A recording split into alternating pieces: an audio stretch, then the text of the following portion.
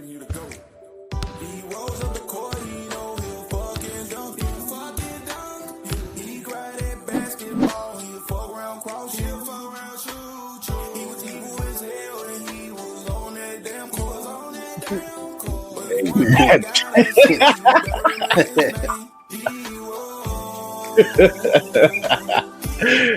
y'all, what's good? D-Roll song? Yeah, that's the D-Roll song.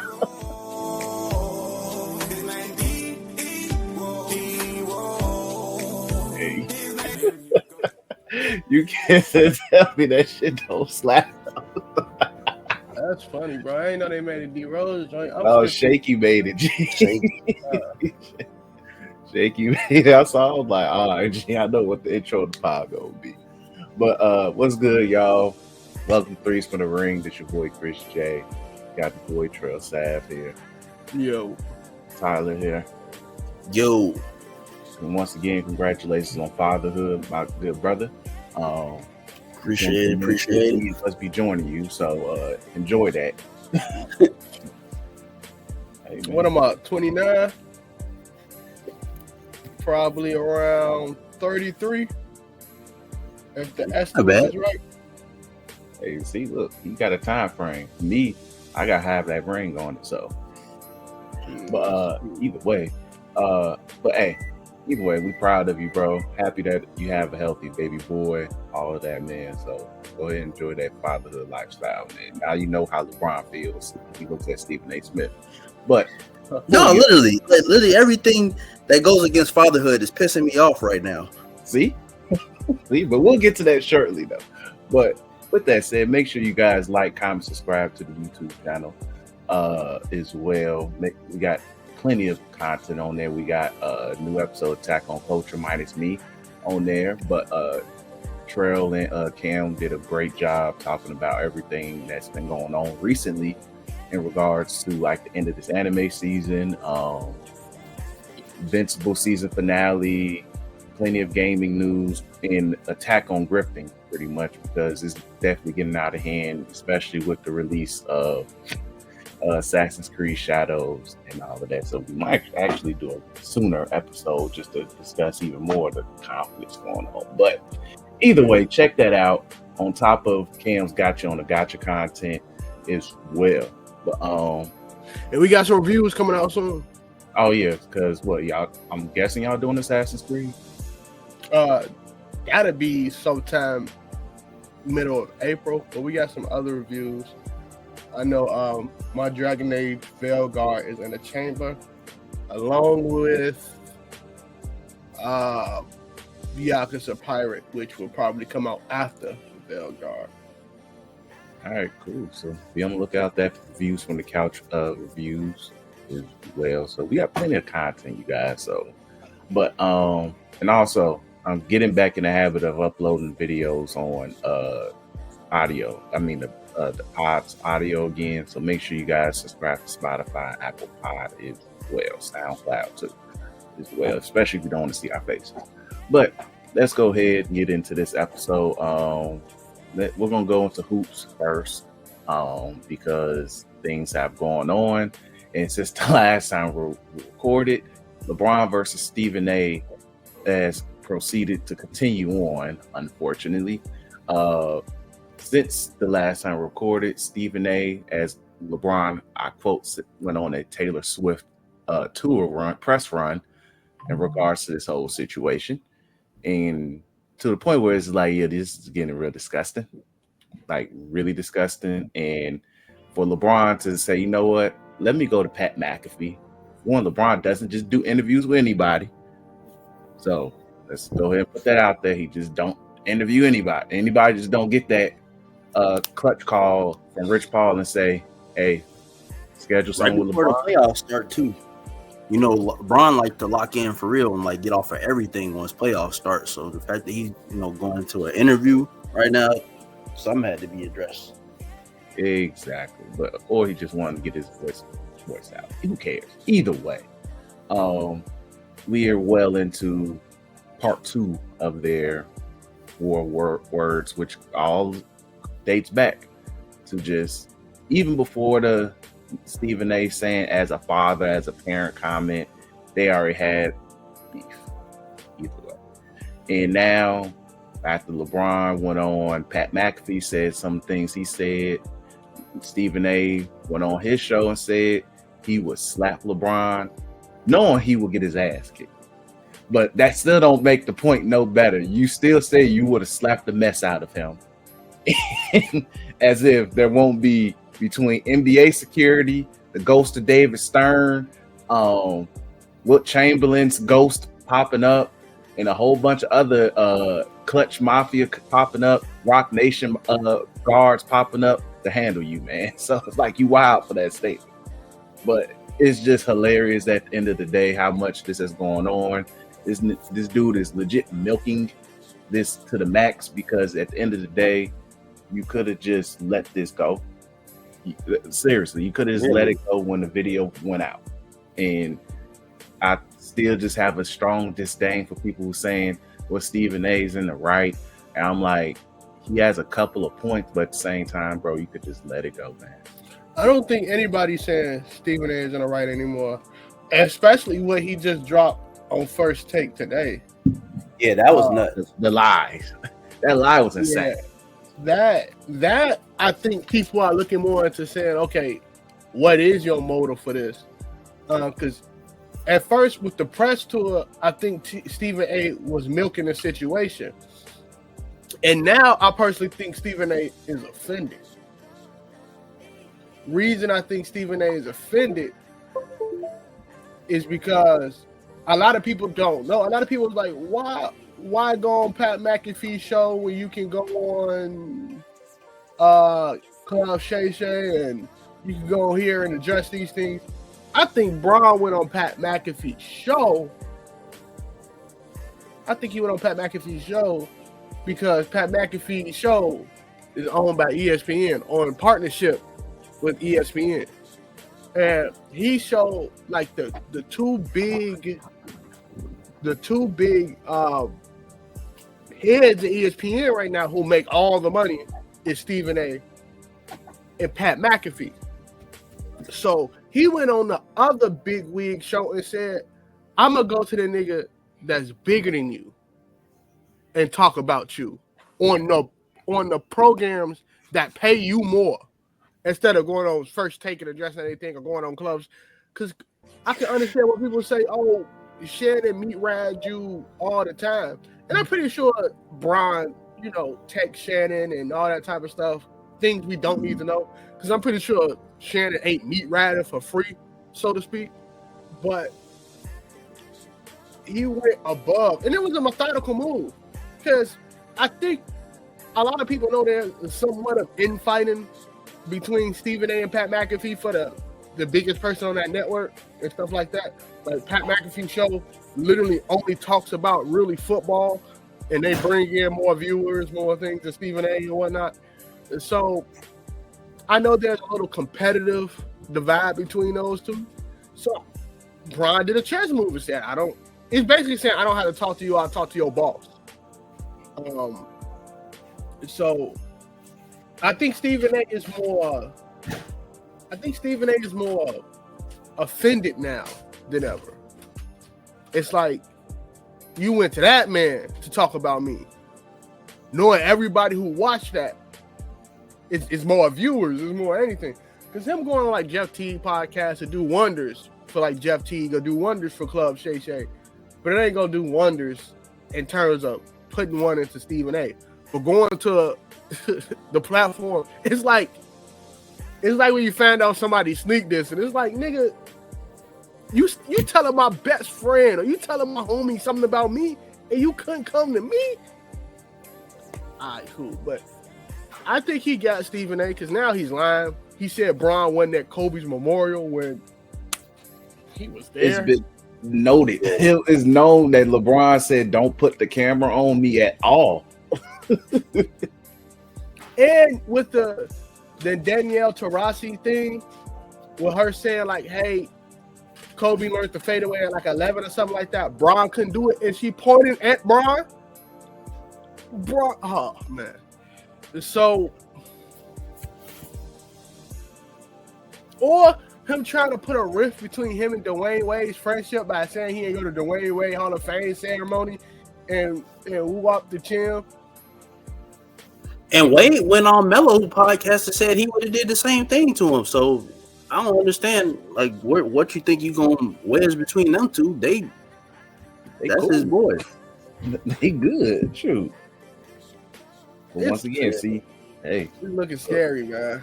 look, all I'm gonna say You're is desperate at this point because that's to just get up there and just say that and know that it's not true. When you claim you got all these sources all the time for all types of stuff, it's like you look goofy, just like straight up. Hey, look, that man went on Gilbert Arenas podcast talking crazy. Then he went to right-wing media and on Fox News and talked crazy. I ain't see the Fox News one, but that's not.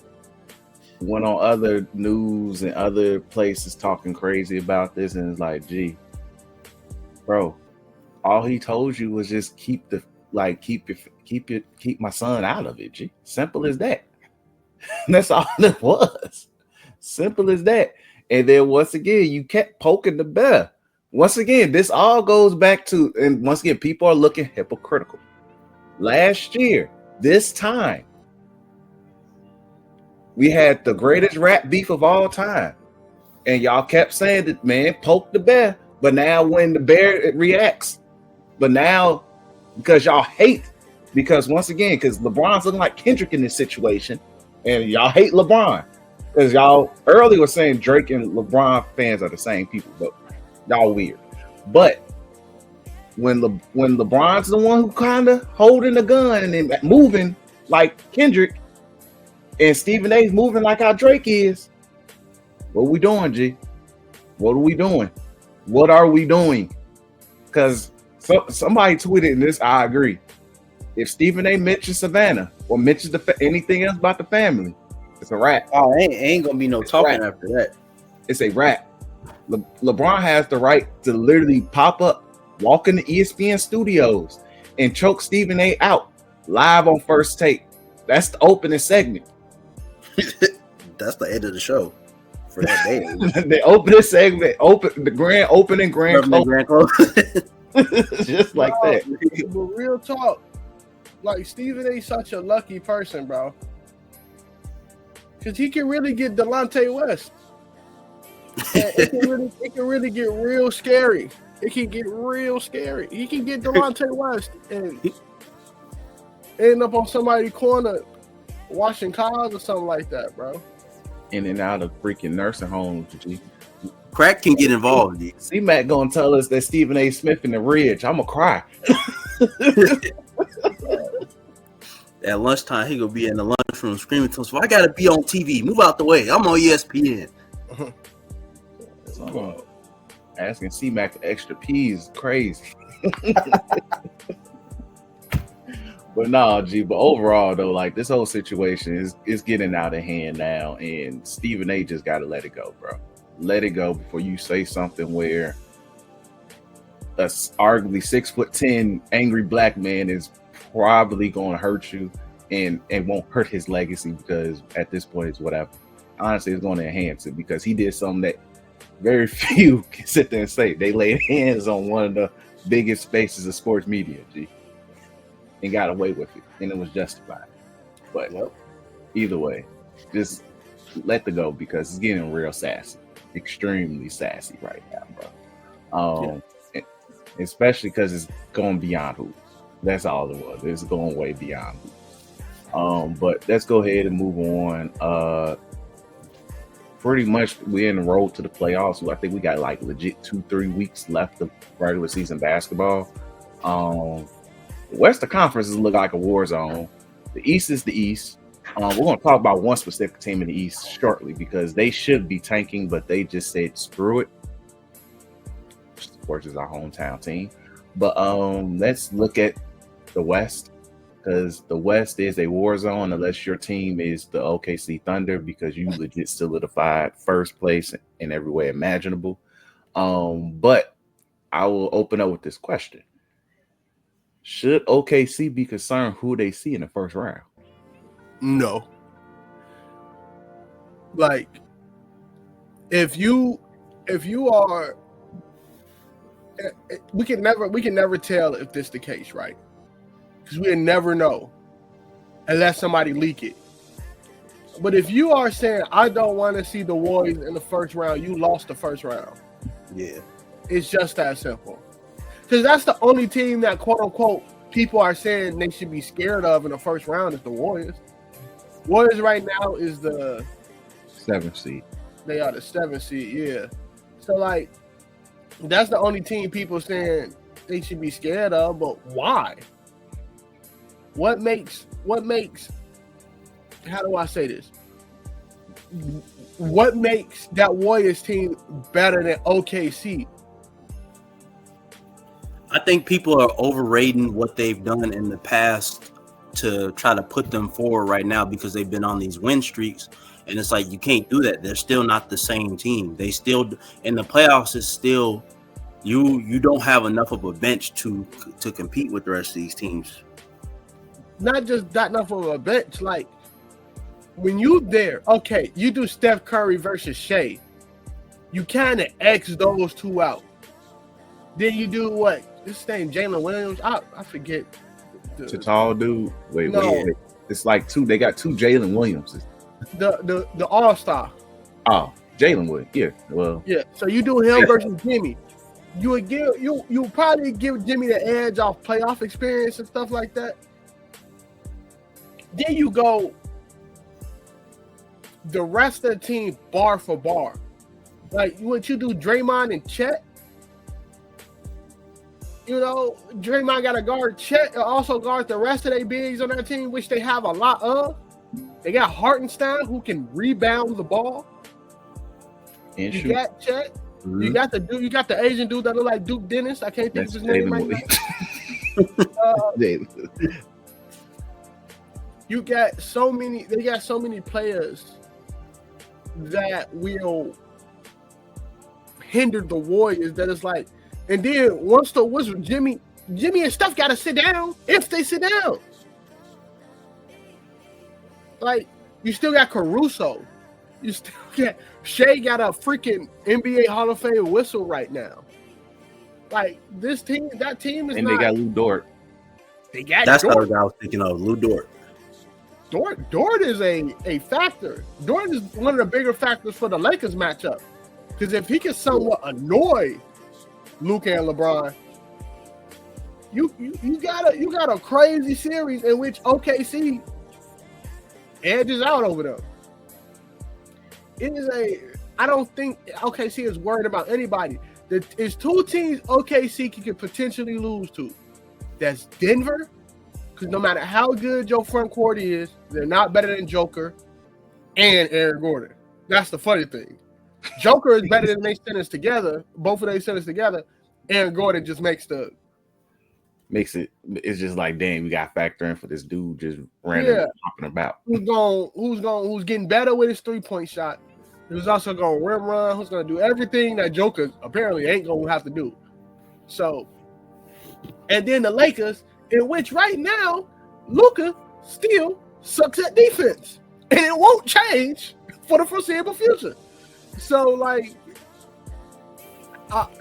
see, I'm not scared of anyone. Not a soul. Because, again, who's guarding Shea?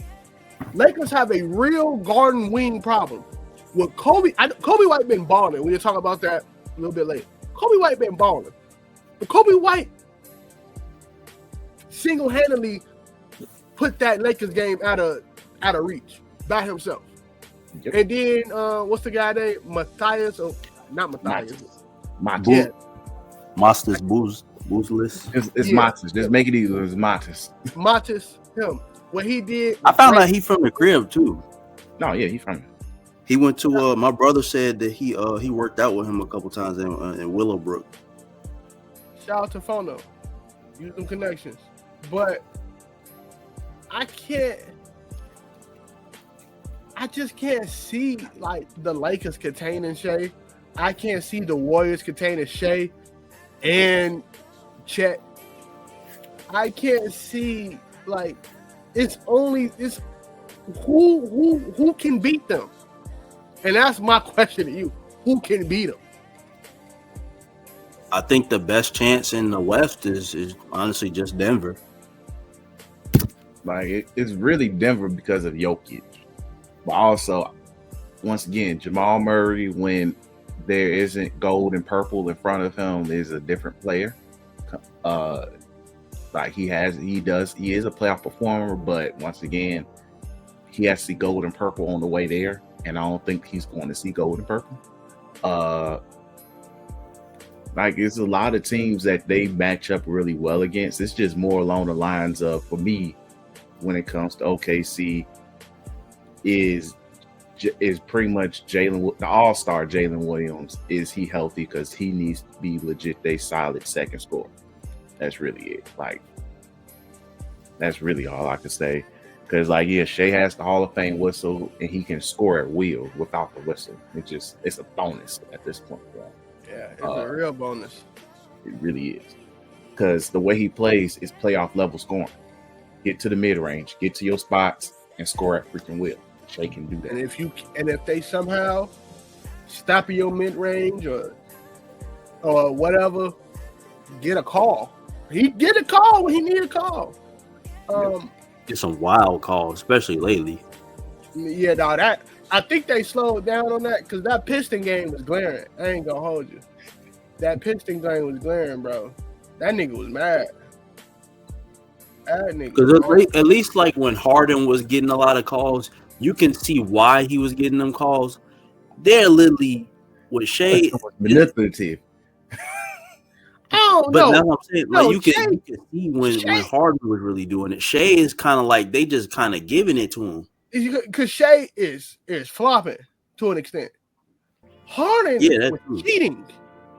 This nigga was grabbing your arm at the 3-point line. Wrapping your arm. Doing this. That's what I'm saying. Like you could see when he was doing it. This nigga was cheating. He was carrying niggas to the hole. And niggas was just like this the whole entire time. And they will call. And Shea just flopping. Look, bro. James Harden, when he was doing that stuff, bro, niggas is literally saying he might be the second greatest shooting guard of all time because of that. It's disgusting. It was getting scary, bro. It was getting real scary. I'm glad it came back to earth, but it was getting scary. It's like they pick a new person to do that with like every 5 years. Like, I don't know. And the only thing I would say was wrong with that is that it's just not fun to watch. Yeah. At all. Not fun to watch. But other than that, I'm like, outside of that, Shea has a really, really good game. Obviously, it shows, but like he has great game. Yeah, definitely agree. But moving on, that's another team I just really want us to have a deep dive on. Phoenix Suns, as they are battling for the play-in. They got their ass kicked against Boston. Yeah, last night. I'm mad I watched that game. Boston without Jason Tatum. Jason Tatum out with an injury. Yeah, he had that ankle injury the other night. I think it was Saturday night. The Saturday night game. Yeah. It was a Saturday or Sunday night game. Either way, he got injured, had an ankle injury, which, hey, get your rest. And you got mobbed by, like, legit Porzingis. I think there was a point where Porzingis was 10 for 13. 10 for 13, and he had a 30 ball, and that was before the fourth quarter. Jaylen Brown was Jaylen Brown, pretty much. They was looking like one of the NBA Finals again. Yeah. But, like, when I watched the Suns, because this is, like, first time in a couple weeks where I legit watched the Suns, and I was just like, why? Like, KD had a great first quarter, and he didn't get another field goal attempt until the end of the second quarter. I was like, why? I think with the Suns, I personally think Denver finessed them niggas more. I mean, not Denver, Brooklyn. I'm so sorry. I think Brooklyn finessed them niggas more in that trade package than the Suns initially thought. And I'm not even talking about just draft capital. I'm talking about just pure getting players off that team to the point where there's no situation. So usually when you got a trade when you get like a lot of big superstars, you have a capable enough bench for when two of those go out, that one superstar and that capable bench can keep either the lead or can keep the game contested. They can't do that. And like I was thinking about this the other day when people say like, because I'm conflicted. Because I was like, people say that nobody knows. I mean, like, you can't have two ball handlers or two stars. It's only one ball. Pause. I was thinking to myself, like these are NBA players. NBA players. How can they not know how to share the ball with another superstar? And I was like, if that, like LeBron said, like, dog, we know what we doing. And I was like, yeah, bro, right. That's not an excuse. Niggas just lose basketball games. But I think it is an excuse for Phoenix. Like, Devin Booker played with Chris Paul. That's a cheat code in terms of playing with a superstar that would get him the points that he needs. But if you look at every other time Devin Booker played with a star, and the only other time you can think about it is Team USA, he ain't that cold. He hit the ball out of his hand. Like, I don't think he was good for Team USA. He I will say this, and he knew what to do. He knew he had to step up and play other roles with Team USA. But what about Phoenix? Hey, look. Because it's not Kevin Durant. It's not, no. Because this thing with Kevin Durant, you can't ever blame being on the team with Kevin Durant because Kevin Durant is going to do KD things. It's like, oh, KD's going to give you 26 plus a night. He's going to give you maybe 4 assists, maybe 7 rebounds a night, whatever. What made this issue is that Devin Booker should be the number one scoring option, but also he has to double down and play point guard, which is the issue with this roster. Yeah, I always said trying to make him play point and run the floor from the jump, like that's not supposed to be his role. It's just not. Pretty much, yeah. Like it legit should not. Like he should. Like yeah, when he first was a Sun, like when he first got drafted, I don't know why I said it that way, but when he first drafted, and the coach, whoever that coach was, it was probably not even an assistant, told him, "Hey, you're gonna run point," and I was like, "He's a shooting guard. Get him a point guard." Now, it did work to an extent. It did make him a better, forced him to kind of get teammates involved. But that was a different team then. But once you got Chris Paul on that team, once Mikal Bridges started becoming Mikal Bridges, and Cam Johnson was slowly becoming what he was coming to be. But your backup point guard was still Cameron Payne. So he still had somebody who will pass on the ball, but also he could still be the point guard technically when Chris Paul was on the bench. He should never be your full-time playmaker. Simple as that, because that takes away from, I think, a lot of Devin Booker's best scoring, which is playing off ball, but also getting to his spots without having to set up the offense. He's not the plate setter. He can play make, but he shouldn't be setting up to play. Because it takes away from, I think, a lot of his great scoring attributes, which is he's a good spot up shooter. Yeah, he can dribble, but he's more of I'm a dribble to where I want to go to and score. But him setting up the offense isn't him, especially with low-level talent of role players. Where the hell is Grayson Allen? Royce O'Neal, he cool, but it's Royce O'Neal. Yeah, I don't know where the heck Grayson Allen is. I don't remember seeing him on the floor. He might be hurt. Bobo, y'all hyped him up for that 1 month. Salute. Hey, bro, it's over. It's over, like, bro. wrap that experiment up, G. Please. It's over, bro. Like, wrap that experiment up. He had a good 2 weeks of basketball where y'all was like, oh, man, Bobo here. They were still losing games. And I will say this: we have a joke, the running joke of the pod. Mike Budenholzer teams. Mike This is probably the least Mike Budenholzer team we've ever seen. Because I don't think he got the locker room. I don't think. I don't know how that's possible, but I don't think he got the locker room, bro. And I think that's a bigger problem than what other people are looking at. Like a prestigious coach like Mike Budenholzer can't rally these guys with him. Like, that team is lost. Like,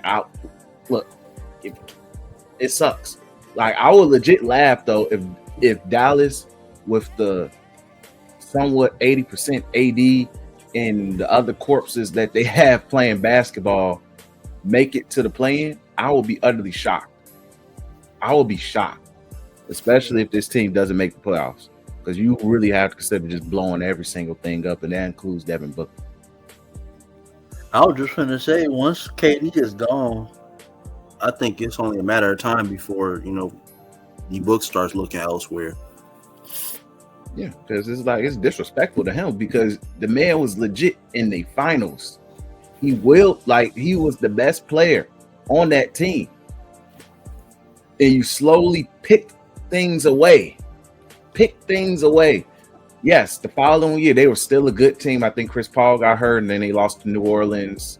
And, but then you still got worse. You picked Chris. I think that's when they traded Chris Paul. Okay, whatever. But then you traded Aiden. You traded everybody. And I was like, bro, you didn't have to do any of this. You didn't. If I'm Devin Booker, I'll wait to see how the league shape out after if Boston wins another chip, and whoever come off this championship, because one, they said they traded KD this offseason regardless, which is kind of wild to just flat out everybody know this is happening. That's also bogus. But if I'm Devin Booker, I'll wait, because Boston, they got a new ownership group. And that ownership group, I just learned. Yeah, they not finna sign all them dudes. Boston Celtics also don't own their stadium. No, they don't. I learned that in the podcast. I was like, they don't own that stadium. So I'm pretty sure they're about to get rid of either Tatum or Brown.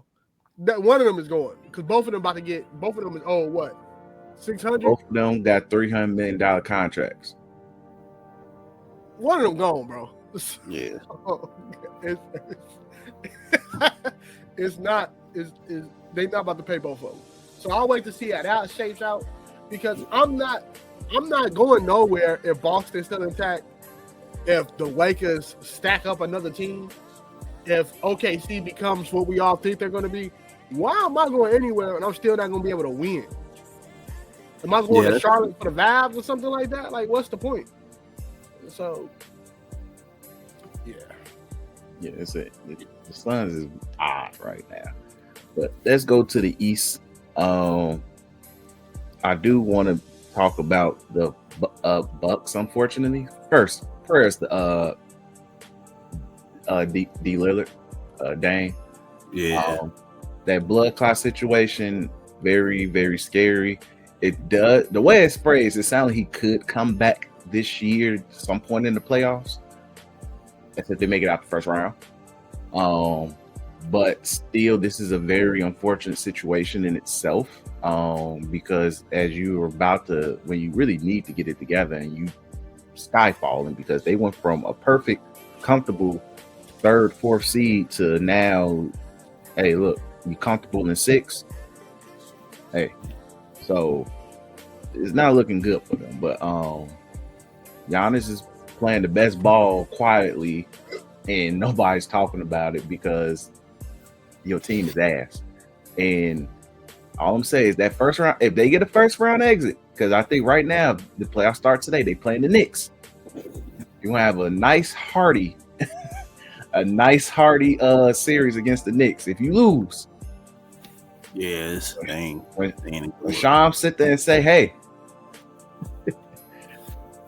hit us with that tweet," Giannis wants out. All hell breaking loose. That's all I'm saying to say. All hell break loose, G. Gonna be scared to see where you go too. If a team worth a damn can grab him, It'd be hilarious if the Warriors trade Jimmy Butler for him. I'm gonna be mad. We'll cry laughing. I'm gonna be mad as hell. I will laugh. It's gonna be funny. It's gonna be one of those bittersweet laughs of like, damn, he shouldn't be there though. Not them, but who involved? they'll hit Jimmy with the appreciated, brother. That contract match up, man. Even though I don't think they could trade him until like almost next year in the trade deadline, based on how the CBA should go. But that'll be hilarious. Well, anybody but the Warriors. But when that Shams notification hit, Giannis wants out, and then Giannis start making little passive tweets, and then when Giannis signs the clutch, be ready. It's gonna happen. It's gonna be very subtle. Giannis has changed the clutch of Mafia. 2 weeks later, Giannis wants out. Yep. Have fun, y'all. Have fun. But I don't know what to really say about the Bucks right now. This free fall is crazy.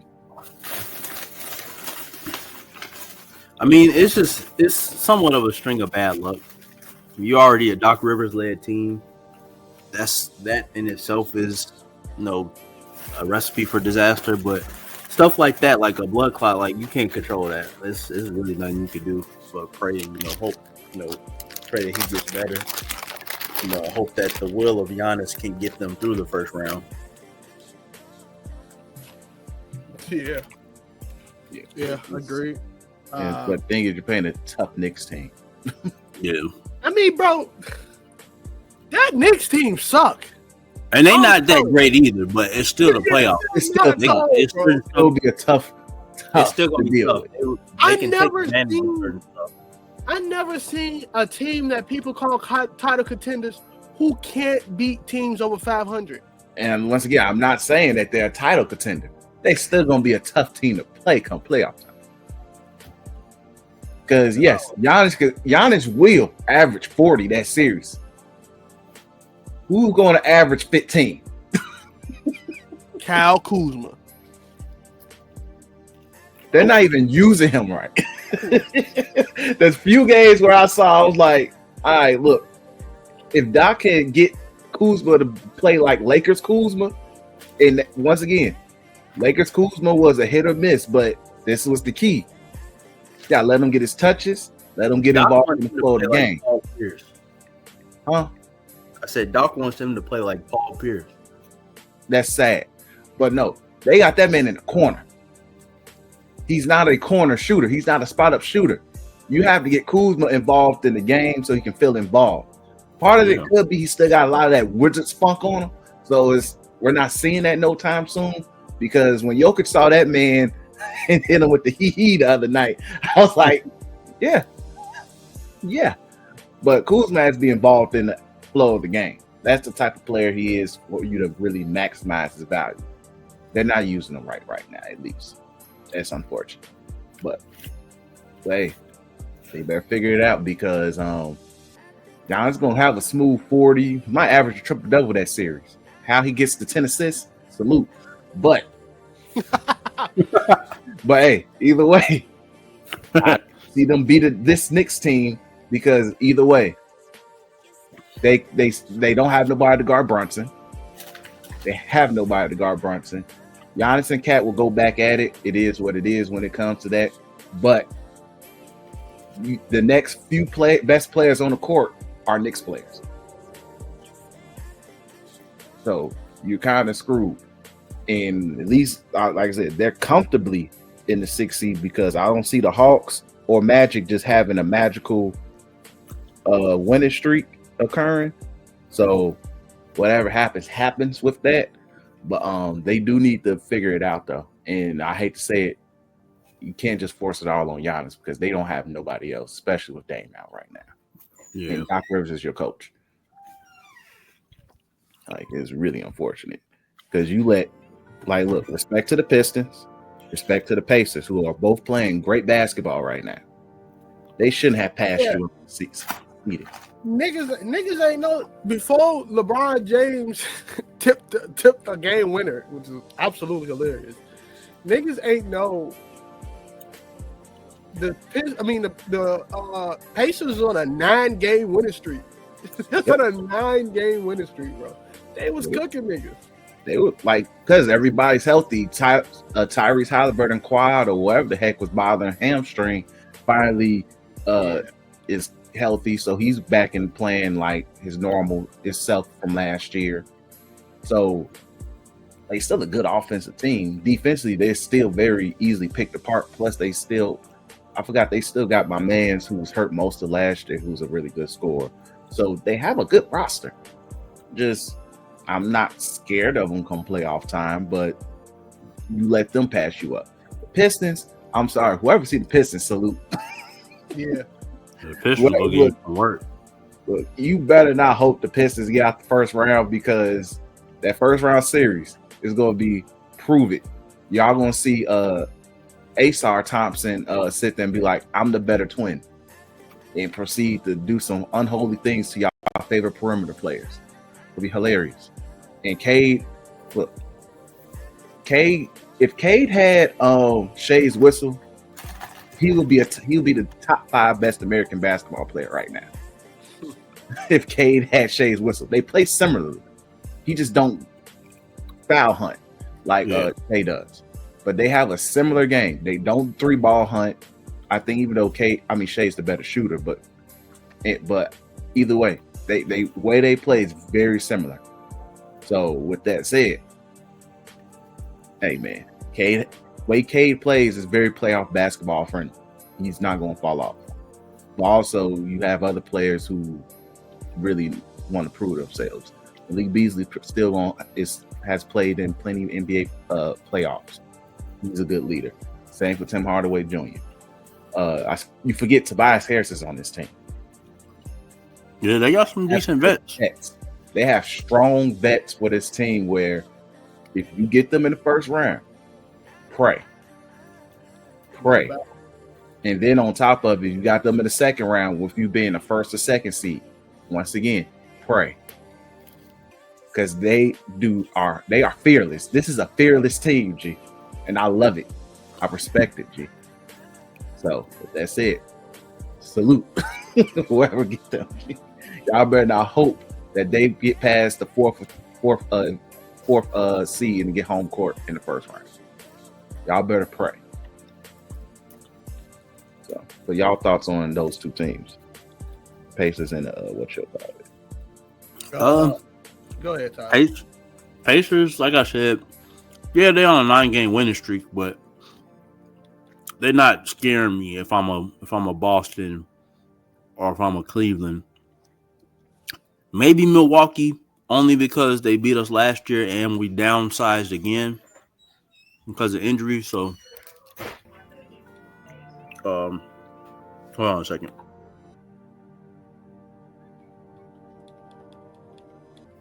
Hey, go. I'll do it. But yeah, I agree. I'm like,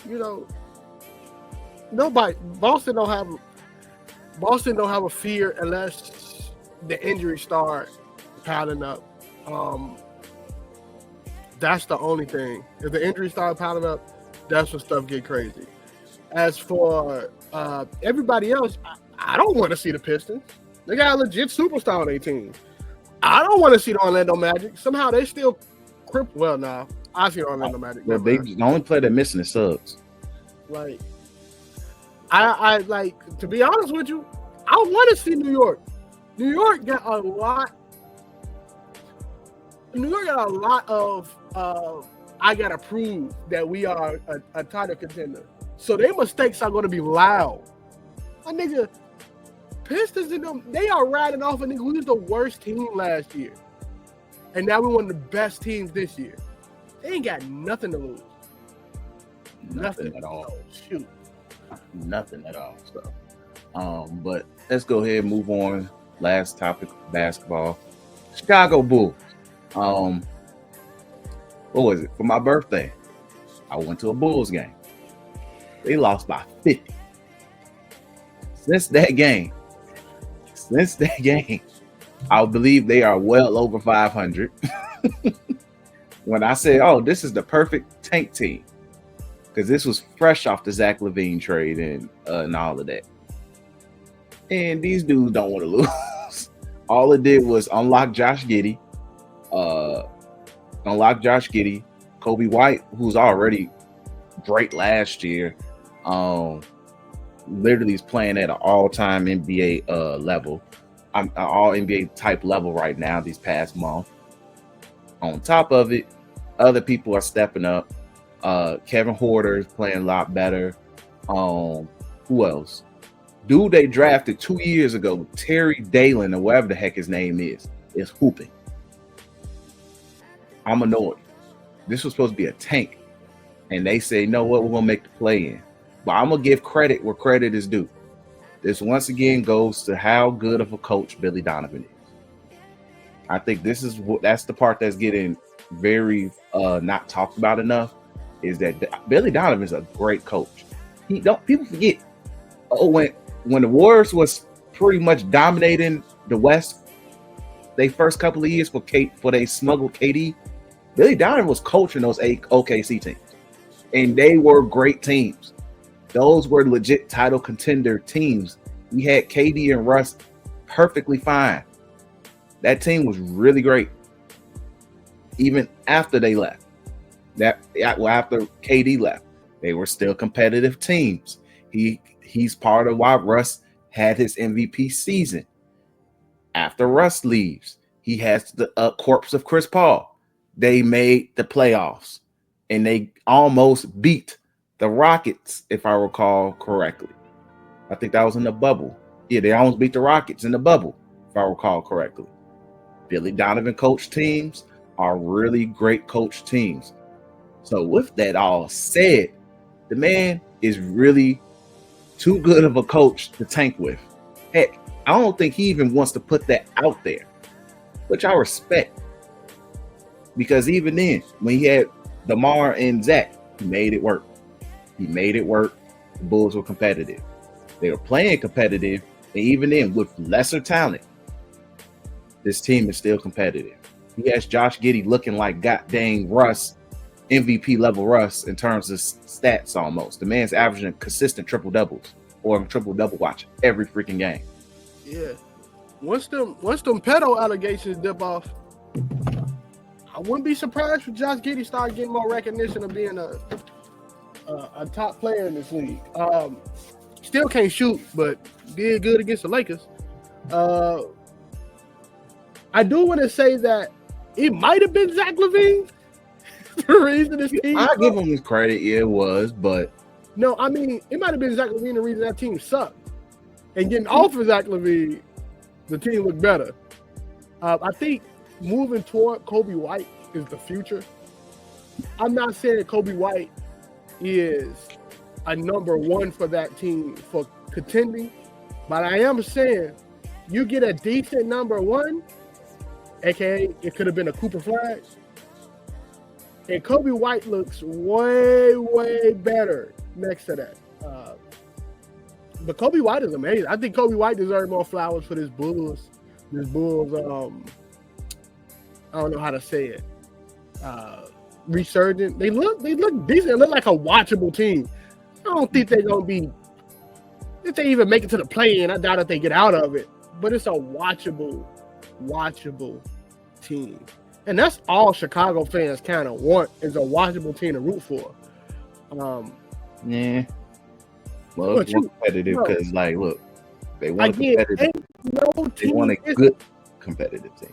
Okay, yeah, but I want to say, if your name now Boston, LA, OKC, Houston, you are 5 years away from contending, and then you run into Wemby in his prime. So deal with it.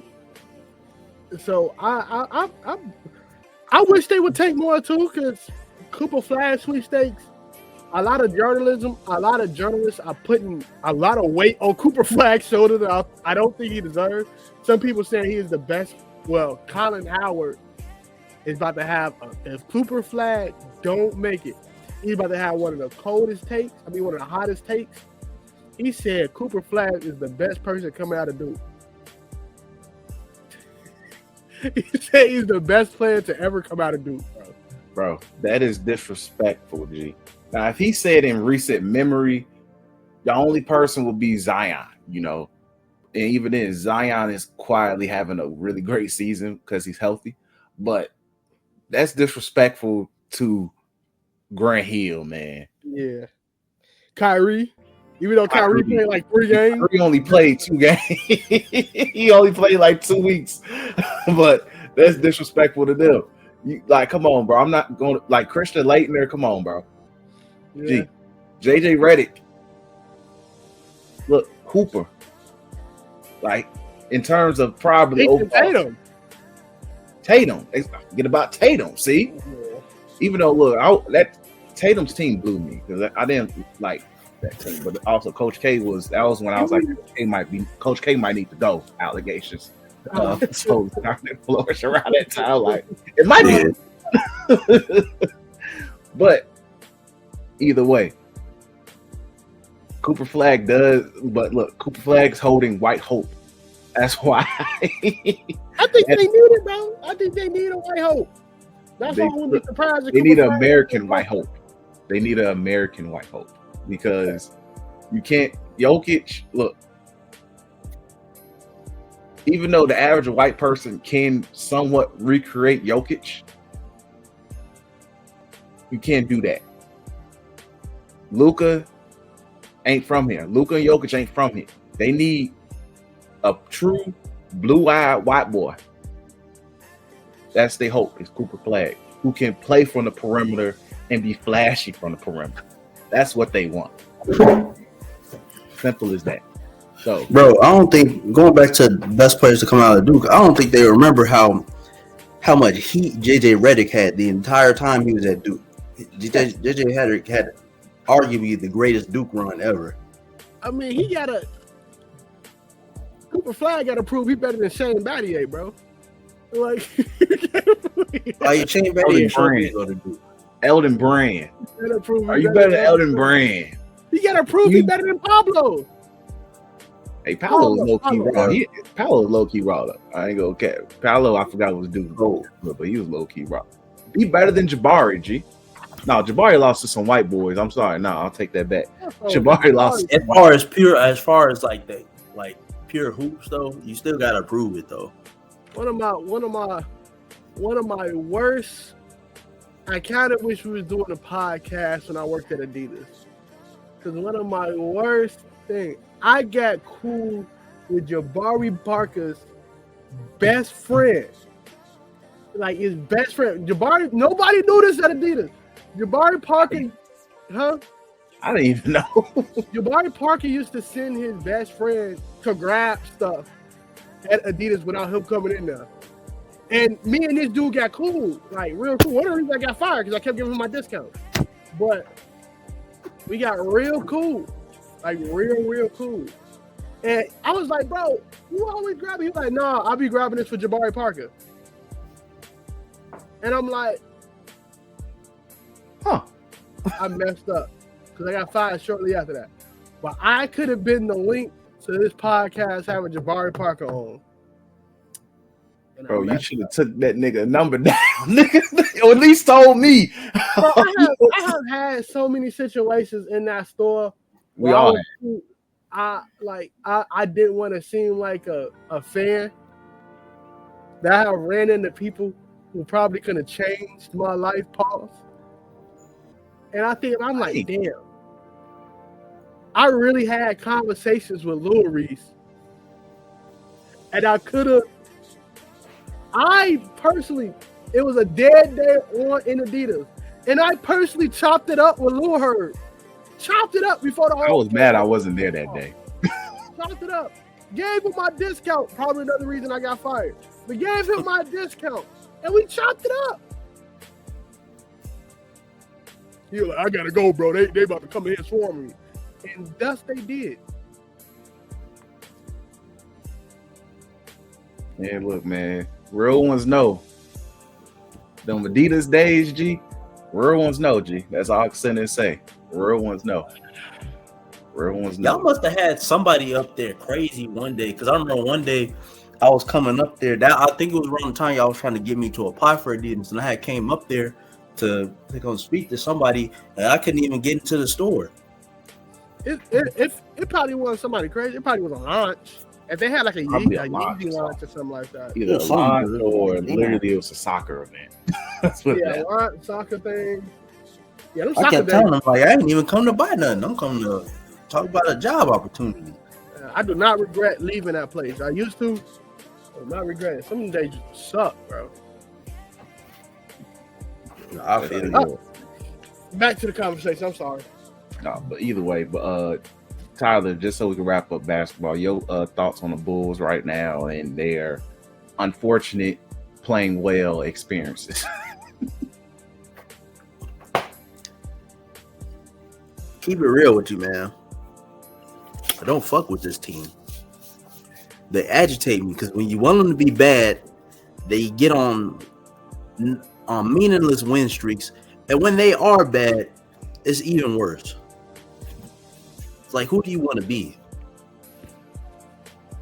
Hey, man. Like I don't know. Like I definitely hear what you guys were saying about Giddey. Like I definitely I'm really starting to see like what his game is now. I do see what the hype is about. Mostas, he's a solid player. Kobe White for sure is solid. I liked him ever since we drafted him. But it's like we always have those couple of good players with nothing else around them. And it's like I just don't understand why we have one of the better markets in the league and we just can't we can't ever do anything with it. It's like it's impossible to get anybody worthwhile to come here if it ain't, for literally for luck. When we get like a real name to come here, it's literally luck. Or they passed their prime. Bingo. Man. That's why I'm gonna wrap it up with this.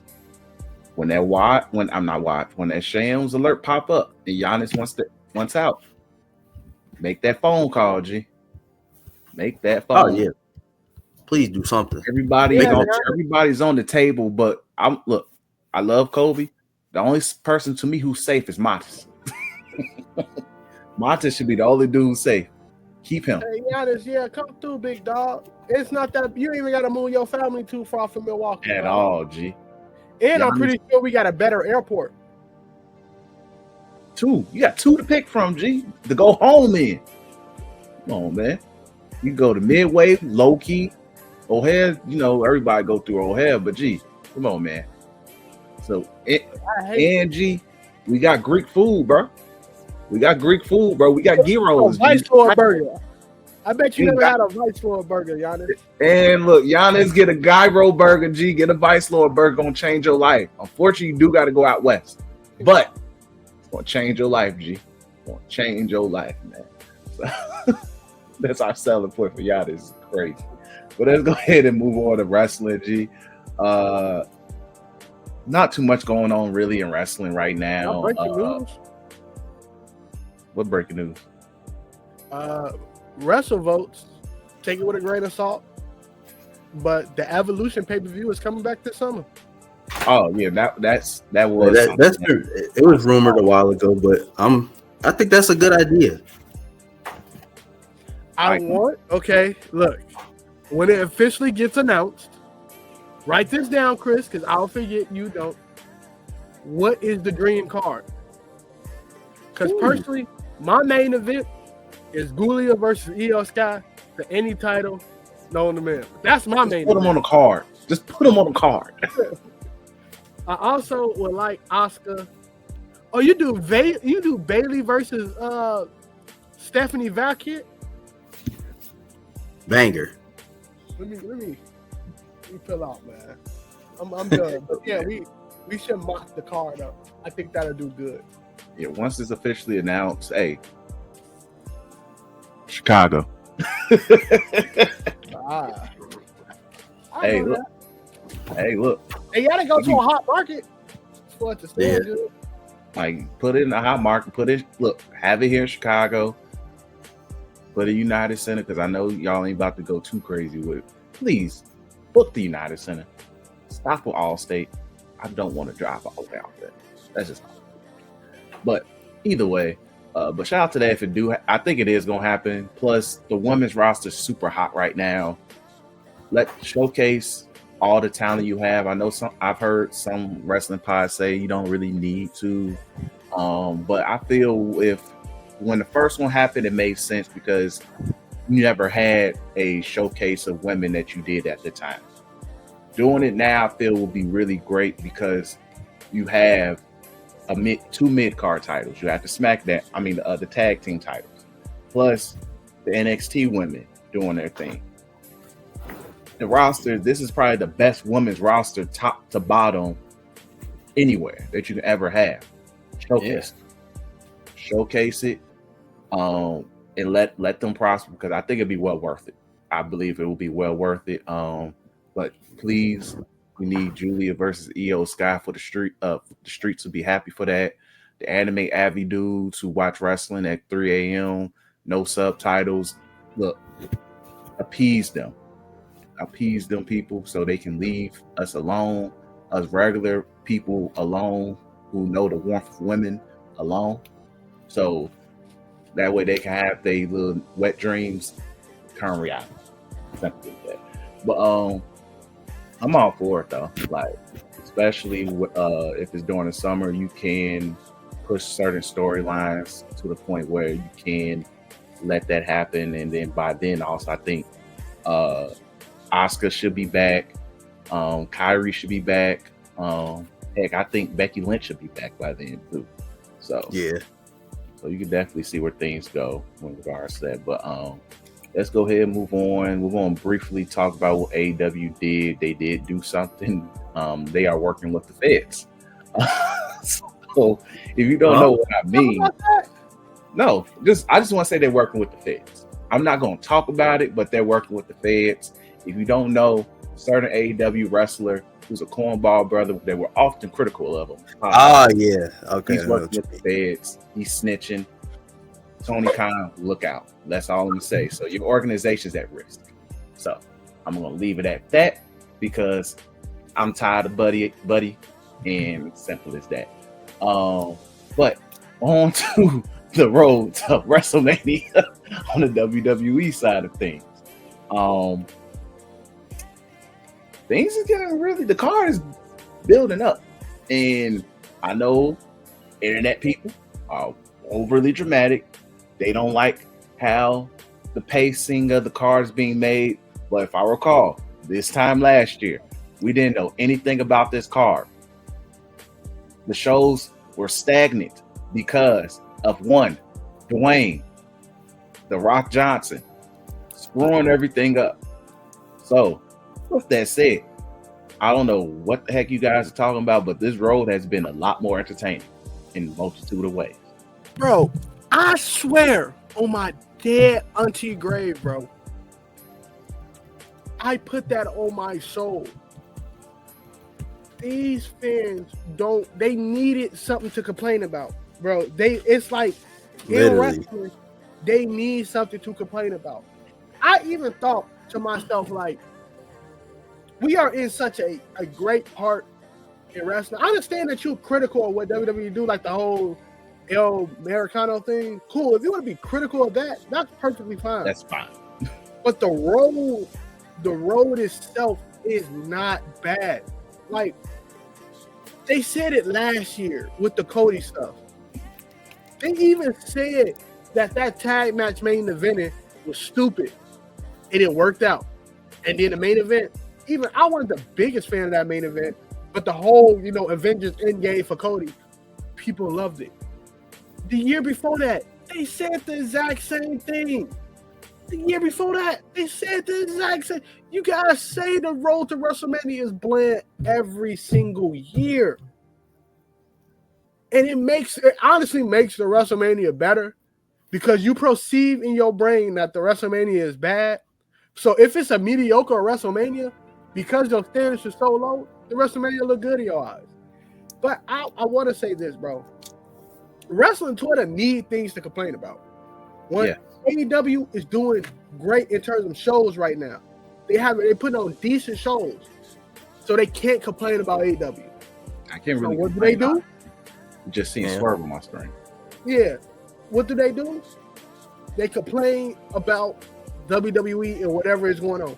Once WWE have a successful WrestleMania, is good, it's in the book, they will find something else to complain about then. They'll probably complain about NXT. You know, they'll probably complain that there's not enough black wrestlers on something or something like that. Like, people, they're just finding things to complain about. That's it. Bro, I'm going to keep it a beat. It's so weird because Andrade hasn't been on SmackDown for a little while. If Andrade comes on SmackDown and Carmelo Hayes take a break, they're going to stop talking about how Andrade is not on SmackDown and add where the heck Carmelo Hayes is at. He's supposed to be next up. They're fumbling Carmelo Hayes. Cool. Carmelo Hayes come back on SmackDown. Andrade is on SmackDown at the same time. Therefore, LA Knight takes a break. Where's LA Knight? They fumbling LA Knight. He's supposed to be a world champion by now. Let's flip it over to Raw.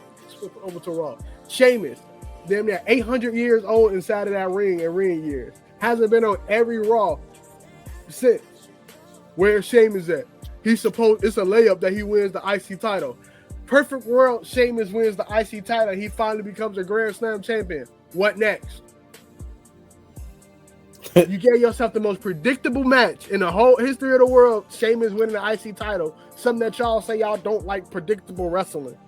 He wins the IC title. What next? Who you want to take off the belt? Who you want Sheamus to take the belt off of? I mean, who you want Sheamus to drop the belt to? Huh? Oh, Penta doesn't need this. He should go with his tag team partner. Who said they want a tag team right now? Like, this is the thing. These people are so insist on getting engagements on that fascist app that they are not looking at what they're watching. They just want engagement. They just want likes.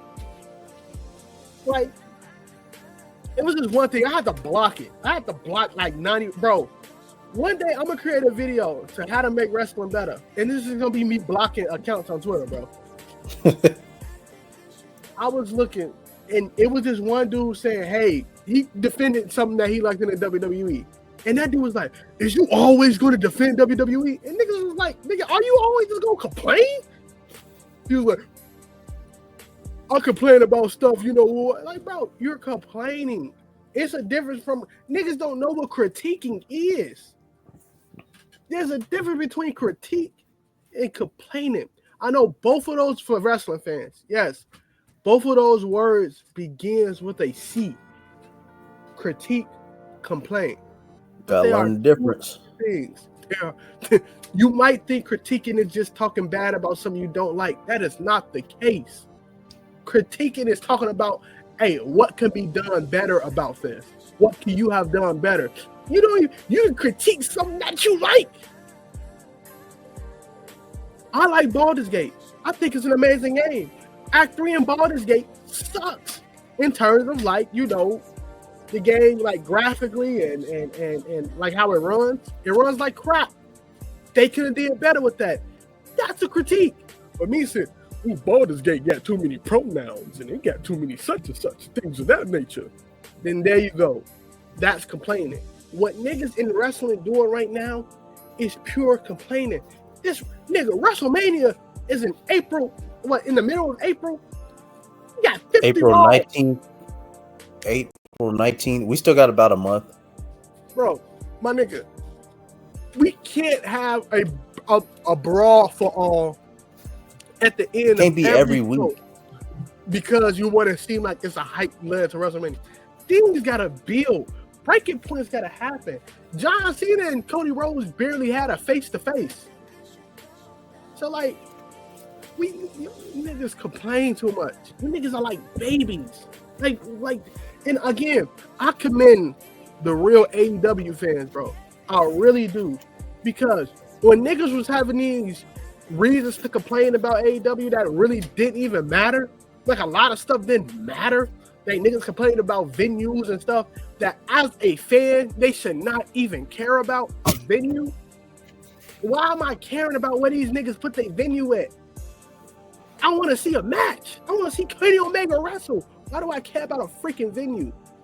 Shout out to the real fans who watch AEW because they like what they see on AEW and didn't just overtly complain about everything they see. And now they get to enjoy their product without having to worry about what other people are saying about said product, bro. I personally need you know what I need? To get these weird niggas out of this, I need an anime wrestling show. That'll get these niggas out of here. Put them in the anime community, bro. Like, shift that pain and put it over there, bro. Like, I need something like that. You know what I mean? Now like, you can really complain about something predetermined. Yeah, there you go. Definitely predetermined because they following the original source material. My nigga, I was a Jey Uso, like, I don't want to see Jey Uso have a title. But at the end of the day, do I care if this nigga win a title? No. Who cares? It's just wrestling, my nigga. I watch Miz main event of WrestleMania, bro. I don't care anymore, G. That was 10 years ago. That same night. I don't care no more, bro. My nigga. I seen Great Khali wrestle in Punjabi prison matches, my nigga. Don't remind me. Bro, Jey Uso is night and day compared to some of the stuff I sat through. So, like, okay, this nigga got like 5 moves. John Cena created had a wrestling company on his back with said 5 moves. What? Stone Cold Steve Austin with the messed up knees and broken neck can only do punches and suplexes. And everybody loved him, especially towards the end. He only can do punches and suplexes. This nigga fought Kevin Owens and only can do punches and suplexes. He barely did that. So, niggas not stupid when they watch wrestling. Niggas think WWE is insulting their intelligence. You are insulting your own intelligence by complaining. Hold on a second. I'm going to take a phone call. But yeah, by complaining about stuff that don't matter. I'll have to hop on that high horse. I apologize. I probably won't talk that much the rest of this episode because I spent a decent amount of time complaining about that. But yeah, the road to WrestleMania is perfectly fine. Do I want Gunther to chop Jey Uso some more? Yes. We got like 3 weeks for that to happen, so let it happen. And he's about to murder his brother on TV on Monday, so Need that. he did slap the shit out of Gunther.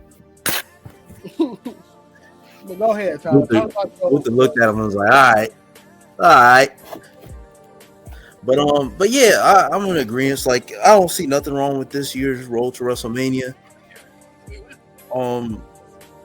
We getting what we really want. If you really paying attention to the card, we getting what we've been asking for the last couple months. We getting a John Cena title match at WrestleMania. To be honest, I really didn't think we was getting that at WrestleMania. If you asked me this back in December, I didn't think Cena was going to see that belt until maybe the summer. And Mania, he's probably winning that belt. We getting the triple threat. We getting a triple threat of 3 of the biggest stars in wrestling without a belt. I don't know what the implications are going to be yet, but to be honest, right now I don't care. That match is going to be huge, and it's arguably that should be a Mania Night 2 main event if you really want to talk about it. But they haven't decided that yet anyway. Hell, people still complaining about Drew and Damian, but I don't think that's going to be a bad match. I don't either. Like, what's the... Because if Drew McIntyre wasn't on the card, then that might be a reason to be like, okay, what's going on? Yeah, let me use a cry. this the thing.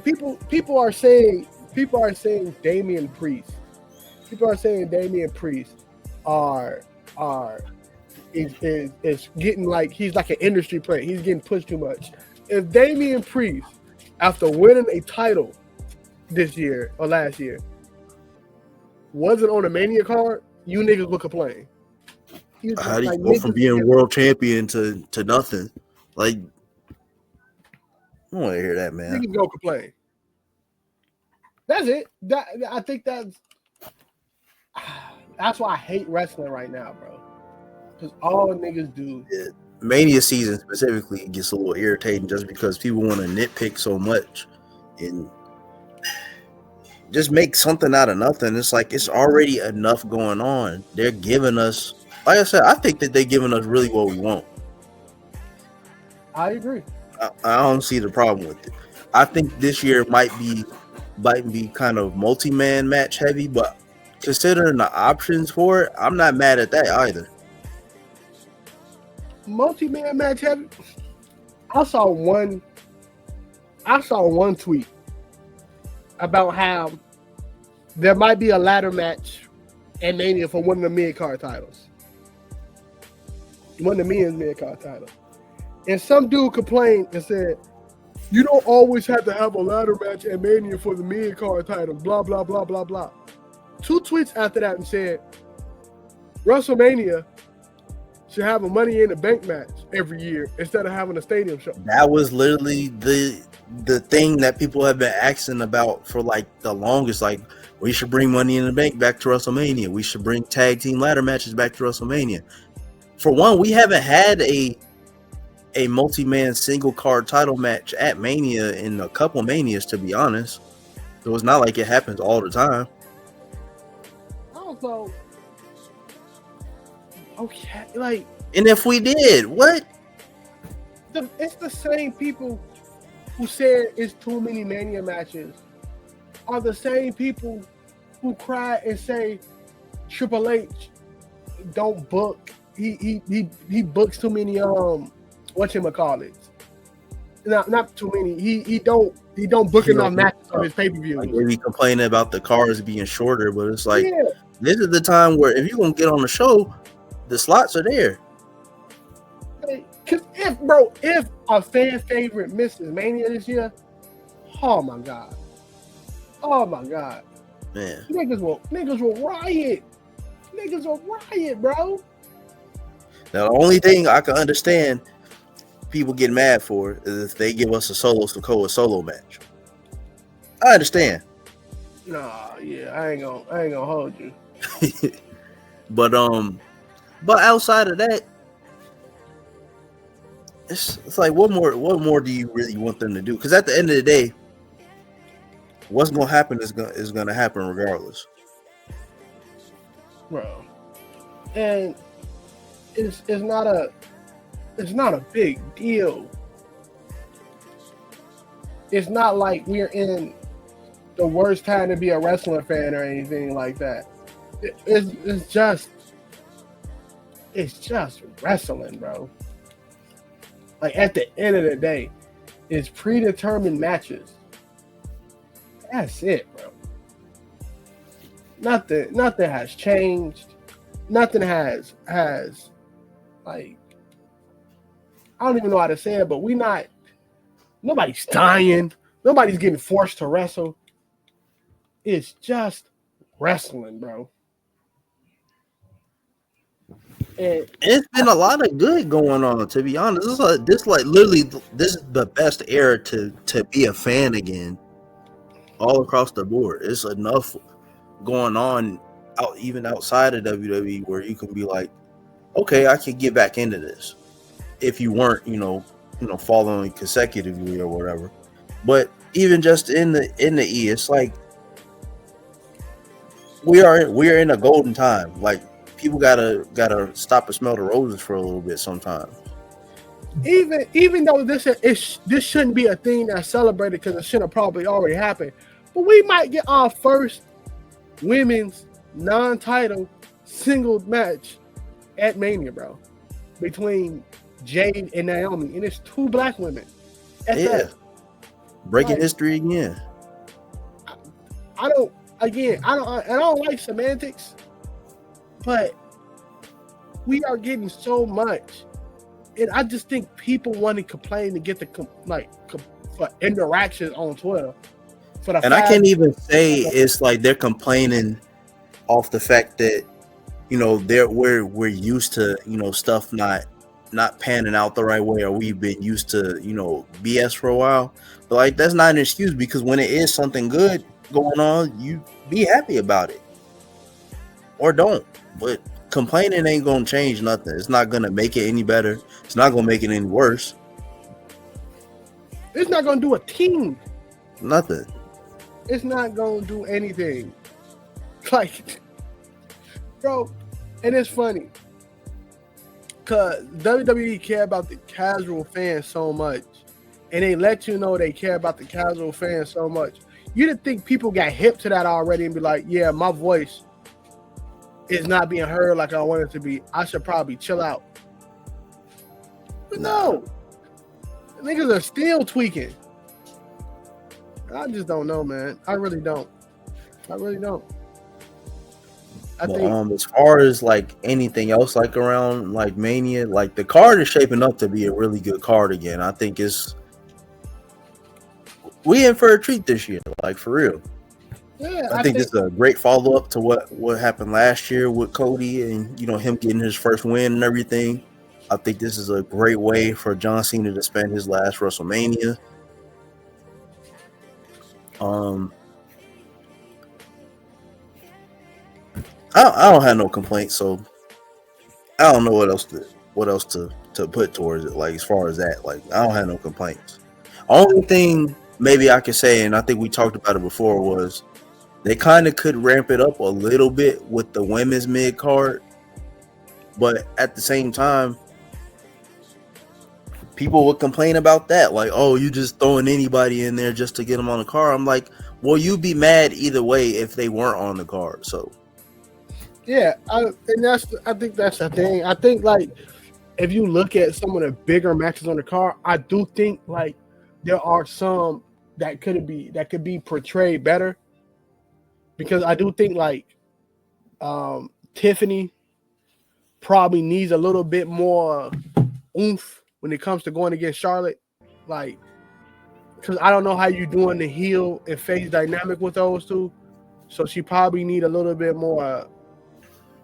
I don't want to say help, she's a grown woman, but there's things that need to be in place that help her more when it comes to being Funeral and Charlotte, because sometimes in their promo battles, it seems like Charlotte going off script and Tiffany is on script. yeah, and that it's kind of it's not, they're not bouncing back off of each other, off of each other's remarks and stuff like that. And it kind of makes it look like Tiffany is the rookie in this situation instead of the right, because she's a champion going in, so she's the one being chased. So it should be more of a. She should look more of a stronger defender, win or lose, And that's the thing I think that WWE can have did better in and shaping their fans of understanding that Charlotte, it's hard for Charlotte to be seen as a face than to be seen as a heel. Like, she's a natural heel. So whatever that they had going on, it should have been like, because they flipped Tiffany out of nowhere. Yeah, which I knew from the jump with that was going to be awkward in itself, because she had been a strong heel for the longest. She's pretty strong as a heel herself. So to flip her like really in the middle of it without it being like a sympathy turn necessarily, because obviously winning the title is cool, but that don't necessarily mean it's going to draw sympathy. Yeah. Even though she took it off another heel, she did it in a more heelish way herself. So yeah, she's fresh off of doing heel things with like Nia Jax, stuff like that. And then I don't know if they thought that with the Nia Jax turn. I don't know if they thought that with the way she took the belt off Nia Jax, that it was going to bring sympathy her way. Because people don't like Nia Jax, so people are going to be like, since we don't like Nia Jax, we're going to root for Tiffany. I don't think that was just going to work. People just going to be like, we still see Tiffany as a heel, just bump Nia Jax. Yeah, and it's like, even with Tiffany, like her whole overall demeanor is like she has like that little bit of Charlotte in her, like that I'm better than you, type of mentality already. So that's not something that's going to draw sympathy. I think they were really banking on people really going like all in and being like, we not rocking with Charlotte, which they, people are, got their complaints and everything, but it's still like Charlotte, her job is done. She just had to show up. With Tiffany, and it's not to say that Tiffany isn't doing her job at all, but she has to show more. Who can I compare her to?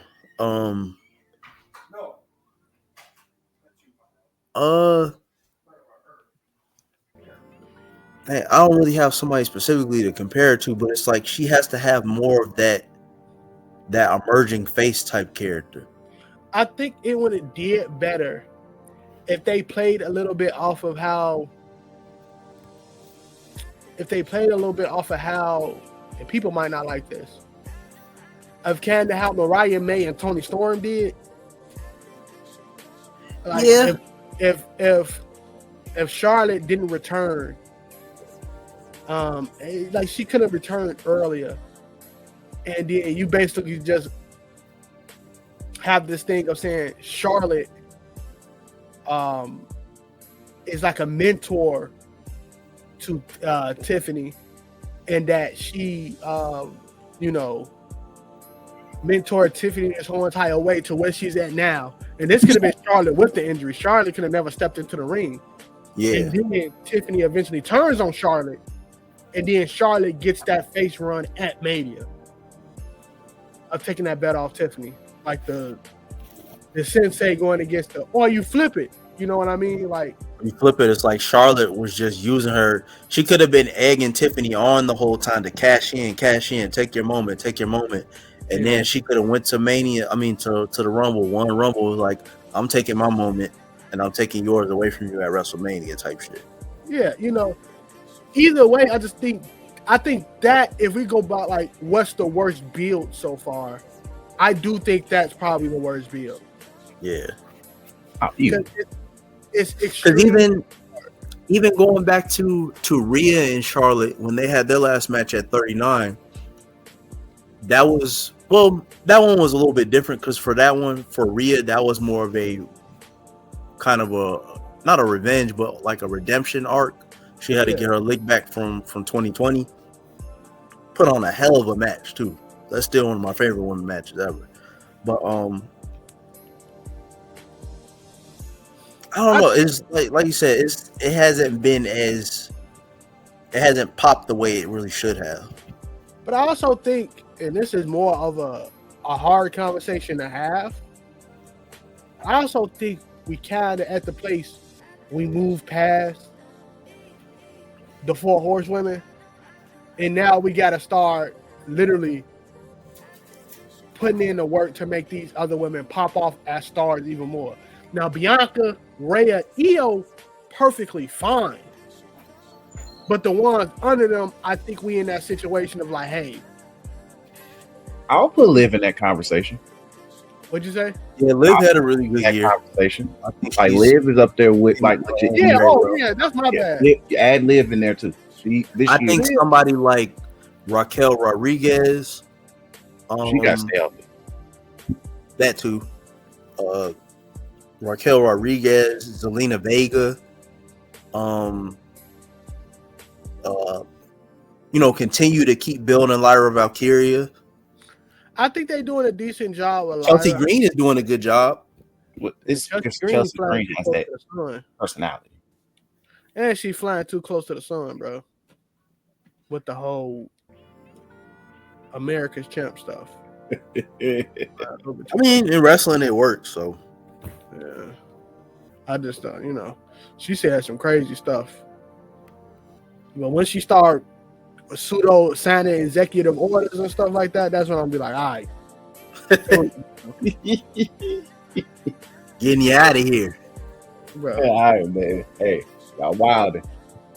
Yeah, but like I said, that's the only one. I just wish they could have portrayed the story better, because now it literally looks like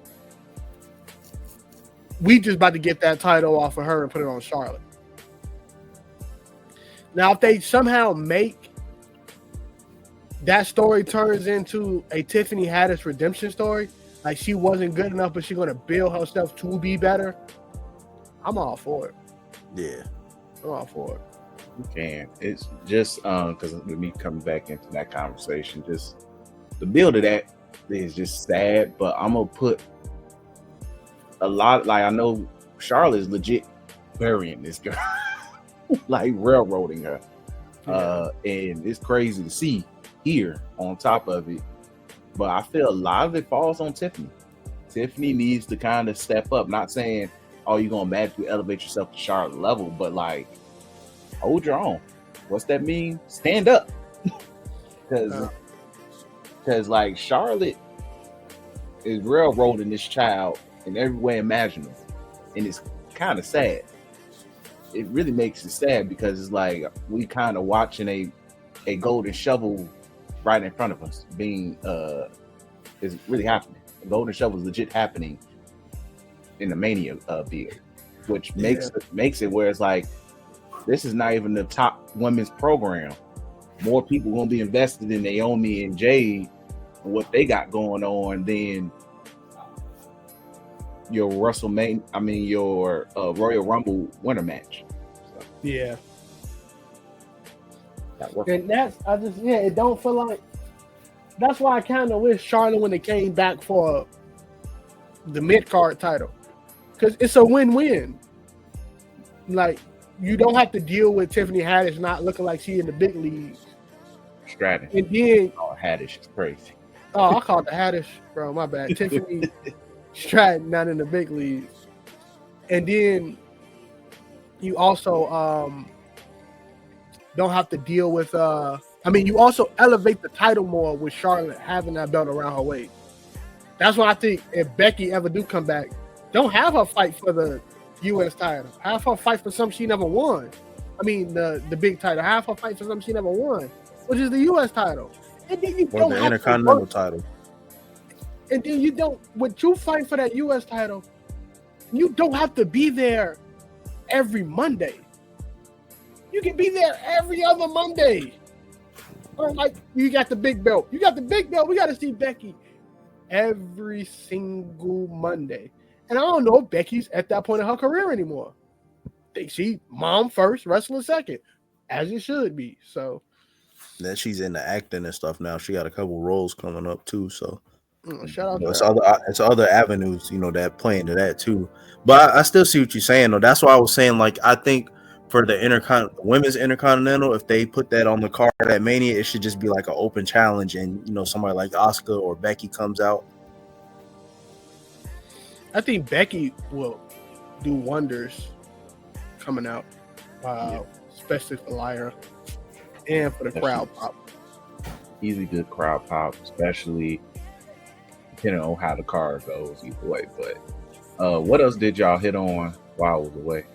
Now, other than my little rant, we ain't talking about nothing. We were just going into like the different like other matches that are supposedly popping up on the card, just to like say, like, we talked about like how Drew and Damian, like, that's not going to be a bad match, and how people would have been like, oh well, if you keep Damian off the card, how do you go from being world champion to not being on the card next year?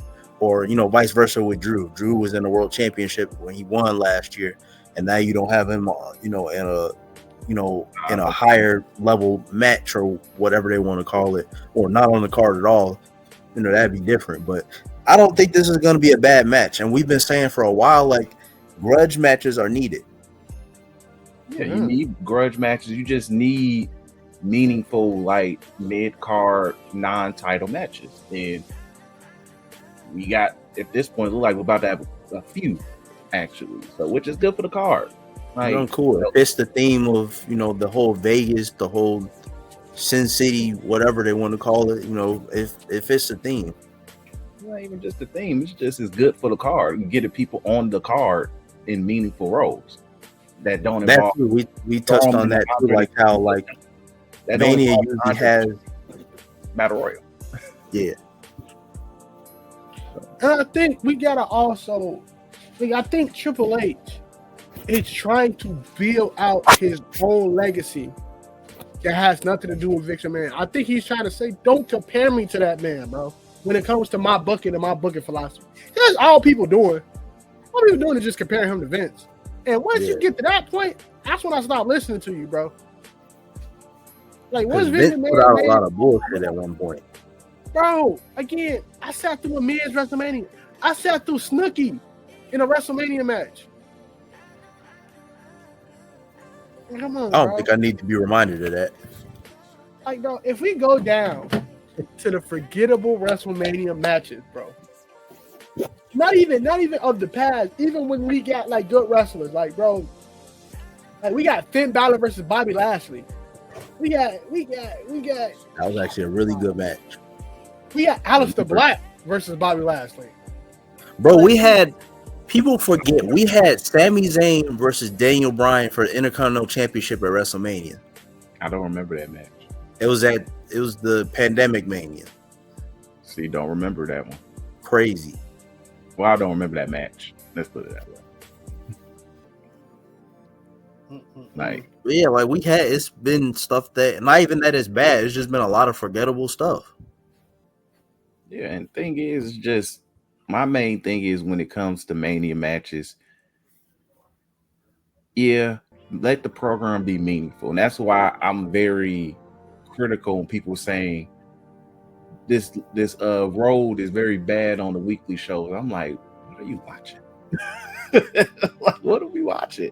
Literally, mostly everything is in a solid program outside the Raw tag titles and the women mid-card belts. And even then, Lyra kind of doing her thing.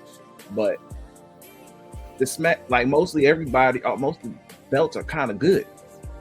Just the Raw tag titles, which is looking like we're about to get the New Day versus the War Raiders. Did I get their names right? Yeah. War Raiders, whatever the hell they want to be calling that. But I think they're gonna be on the card too. I think they got that's what it's looking like. Yeah, Kofi. It's gonna be against Kofi and them. Yeah, they called him out recently. Yeah, they called him out on Raw just the other day. So everything is starting to build up. The only thing is kind of really just finding something for Chelsea Green and Lyra to do. So that's just a wait in progress, and also LA Knight. But honestly, have fun with Jacob and Solo, nigga. So main point is this card is fine. The card, well, I'm not even worried about the card. The lead up is fine. This is probably the best lead up in a couple of years, few years. So, because if I go back and listen to old episodes, I'm gonna be like, all right, we're just trying to get here now.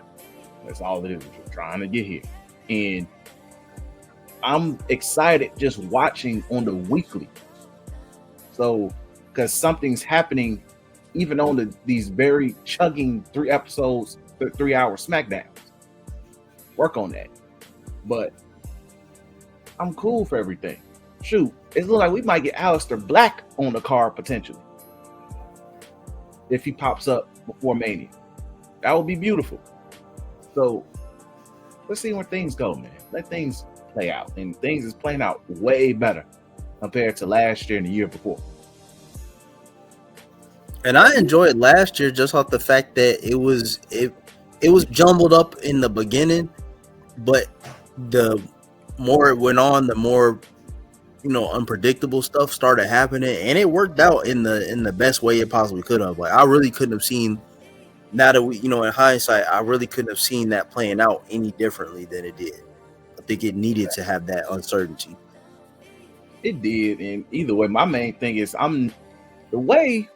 this is my thing, and we can just wrap it up from there. This is my thing. I arguably believe, talent-wise, when it comes to pay-per-views, they're going to put on good shows. It's going to be consistently good shows. We're gonna get solid to great matches. I'm never concerned about match quality and the quality of the pay-per-views. It's just everything leading up to it. And I feel like right now, everything is good. Everybody who pops up on screen has something somewhat meaningful going on. Even the people who may not potentially pop up on the card, like a Chad Gable and the American Alpha stuff. Have fun on SmackDown Mania, G. Y'all gonna entertain the Hall of Famers leading up, bro. But that's y'all role before y'all go to Wale Mania or whatever. Get everybody hyped up for the Hall of Fame. Let Scott Steiner and all of them feel excited, G. But with that all said, everything is leading up. It's good. If you've been popping up on TV, you're good.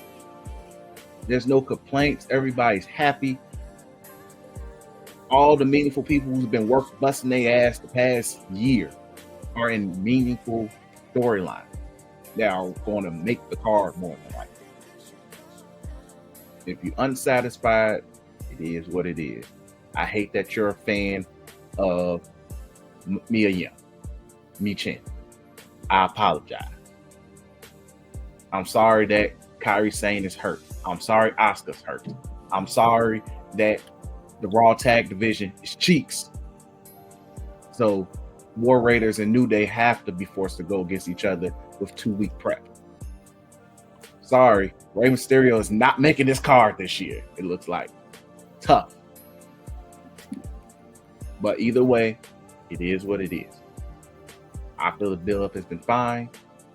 I need you guys to watch previous years and tell me those Raw and SmackDowns was fire. It is what it is. And also, Cody's been smoking John Cena on the mic. I need Royal Hill Cena hours to really get lit up, but I don't think he's going to pop up on TV these next couple of weeks. He has one more appearance before WrestleMania. So I thought he pops up in London too. Oh yeah, next week. I think he is pop up in London. So I need like legit him to really cook Cody, because Cody really been kind of on this man, but also I think Cena is just like Cena's holding back. I think he's just like, you know what? Because I'm waiting for that nice speech.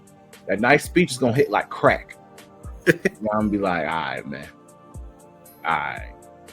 But overall, like I'm cool with their program too. Like I don't expect Cena to be touched. If anything, we might get a FU in London, and then we go. Oh, if he also call it the FU again. Don't call it the F. Let's call it the FU again, and I'll be like, we lit, and still waiting for the sign that says the towel that Datro's waiting on too. Yeah. They don't say never give up. Let's just say kill yourself. just and put it over Cody's head afterwards. Be like, yep, we here. But overall, we're going to wrap this up. We appreciate you guys for watching, listening. As always, make sure you like, comment, subscribe on the YouTube channel. Plenty of content for you guys to check out. If you're listening, still check out the YouTube channel for anything that we got on there as well that you're not getting audio of, because you're just getting the podcast. Still follow the TikTok page at Tweeking Media, UTM Clips. Plenty of we need more followers. We got the likes, we get the views. Follow, man. Hit that follow button, G, please, because we appreciate that button, or we are going to virtually lock you guys in the chat. Like what was that one? The one pastor that locked all them people in the church. Hey, man, we're not talking about that. No, we're not going there. Nope, done. But hit that follow button, please. Like I said, we appreciate you guys that you are rocking with us. We're getting spam messages, so we're doing something. We're doing something, bro. I'll tell you after I hit end about the spam message that I saw. This was crazy.